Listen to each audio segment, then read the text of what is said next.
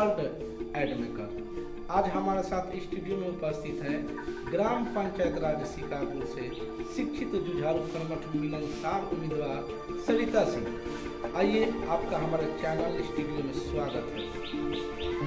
नमस्कार, मैं सरिता सिंह अपने गांव के सभी जनता को सादर प्रणाम करती हूँ। आइए, सबसे पहले जानना चाहेंगे कि आपकी शिक्षा की शुरुआत कहाँ से हुई और कहाँ तक पहुँची? जी, मैंने नर्सरी से लेकर बीएड पीजी तक की शिक्षा प्राप्त की है। मैंने नर्सरी से 12th तक की शिक्षा Gyan Bharati higher secondary school Chhattisgarh से प्राप्त की। इसके बाद मैंने ग्रेजुएशन की डिग्री गुरु घासीदास यूनिवर्सिटी से प्राप्त की। उसके बाद बीएड की डिग्री मैंने बिलासपुर यूनिवर्सिटी छत्तीसगढ़ से प्राप्त की और पीजी के लिए मैंने नालंदा ओपन यूनिवर्सिटी से पीजी की डिग्री प्राप्त की।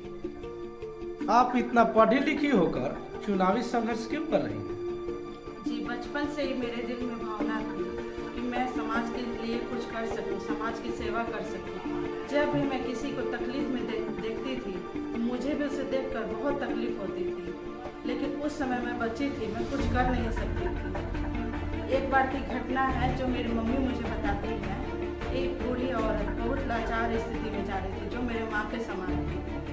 उनकी स्थिति को देखकर, जो मेरे घर के सामने से गुजर रही थी, उनकी स्थिति को देखकर मैंने उन्हें अपने घर पे लाया, खिलाया पिलाया, उनको नहलाया, उनको अपने मम्मी का एक वस्त्र दे दिया। उसके बाद जब मेरी मम्मी कपड़ा धोने के लिए गई और मुझसे पूछी तो मैंने उनको सारी घटना के बारे में बताया।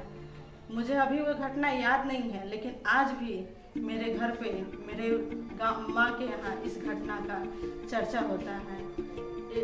मैं शुरू से ही, स्कूल के समय से ही ऐसी हूँ। मैंने अपने स्कूल में अपने सहपाठियों के लिए, जो इनके पास पेंसिल नहीं हो पाते थे, पेन नहीं हो पाते थे, उनके लिए व्यवस्था करती थी।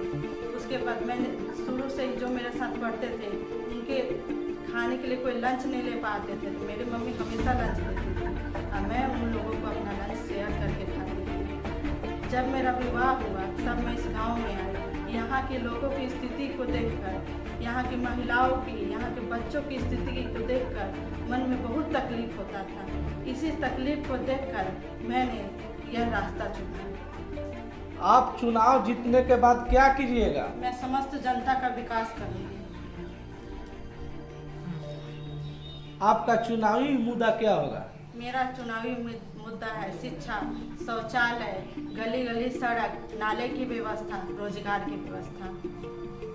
आप महिला हैं और आप अपने पंचायत के महिला, वृद्ध, युवा और बच्चों के लिए क्या करना पसंद करेंगे?